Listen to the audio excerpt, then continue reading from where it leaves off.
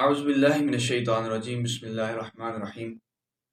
آج کا ہمارا موضوع کہ کن چیزوں سے روزہ ٹوٹ جاتا ہے، یعنی کہ وہ کون کون سی چیزیں ہیں جن سے روزہ فاسد ہو جاتا ہے۔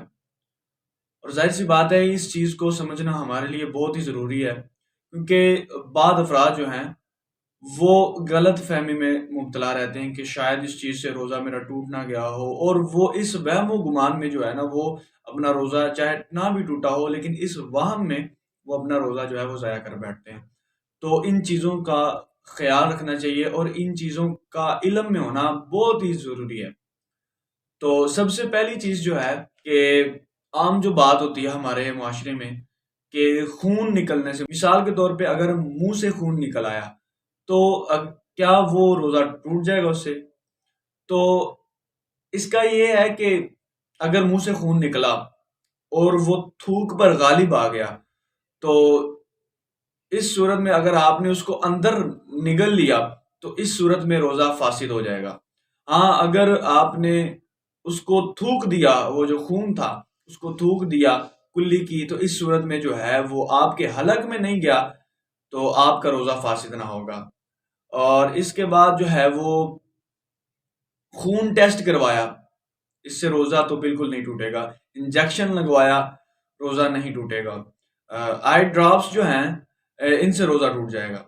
اس کے علاوہ جو ہے وہ کافی چیزیں ہیں، مثال کے طور پہ اب احتلام ہو گیا، تو اب احتلام سوتے وقت احتلام ہو گیا، اس سے روزہ نہیں ٹوٹے گا۔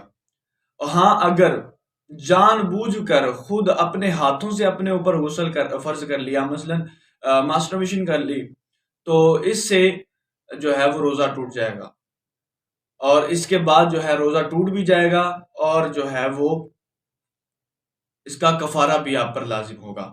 اس کے بعد جو ہے بیوی کے ساتھ جو ہے وہ بوسو کنار کے حوالے سے، تو اس کے حوالے سے جو ہے نا وہ دو طرح کی دلائل ہیں۔ ابو داؤد شریف میں یہ حدیث موجود ہے، حدیث نمبر 2039۔ حضرت ابو ہریرہ آپ سے مروی ہے، حدیث کا مفہوم یہ ہے کہ آپ فرماتے ہیں کہ ایک مرتبہ حضور نبی کریم صلی اللہ تعالیٰ علیہ وآلہ وسلم کے پاس ایک شخص آیا اور اس نے بھی یہی سوال کیا کہ کیا ہم روزے کی حالت میں اپنی بیوی سے بوس و کنار کر سکتے ہیں؟ تو حضور پاک نے فرمایا کہ تیرے لیے اجازت ہے، تو کر سکتا ہے۔ تو وہ شخص چلا گیا۔ اب اس کے بعد ایک اور شخص آیا، اس نے بھی یہی سوال کیا کہ کیا ہم روزے کی حالت میں اپنی بیوی سے بوس و کنار کر سکتے ہیں؟ تو حضور پاک نے فرمایا کہ نہیں، تو نہیں کر سکتا۔ جب وہ چلا گیا تو میں نے دریافت کیا کہ حضور آپ نے پہلے شخص کو فرمایا کہ تو کر سکتا ہے اور دوسرے کو فرمایا کہ تو نہیں کر سکتا، تو آپ نے فرمایا کہ جو پہلا شخص تھا وہ چونکہ بوڑھا تھا تو اس وجہ سے میں نے اس کو اجازت عطا کی، کیونکہ شہوت کا اس پر غلبہ نہیں ہے، تو اس وجہ سے وہ جو ہے اس کی شہوت کنٹرول میں ہے تو وہ اپنی بیوی کے پاس جا سکتا ہے۔ لیکن جو دوسرا تھا وہ چونکہ نوجوان تھا اور اس کا شہوت پر کنٹرول کرنا مشکل تھا، تو اس لیے میں نے اس کو منع فرمایا۔ اگر انسان کو اس چیز پر یقین ہو کہ میں شہوت کا مجھ پر غلبہ نہیں ہوگا تو اس صورت میں جو ہے وہ بوس و کنار کر سکتا ہے۔ البتہ اگر بندے کو یقین نہ ہو تو اس صورت میں بیوی کے پاس جانا، بوس و کنار کرنا یہ منع ہے۔ اللہ تبارک و تعالی ہمیں ان چیزوں سے بچنے کی توفیق عطا فرمائے۔ وما علیہ الا البلاغ المبین۔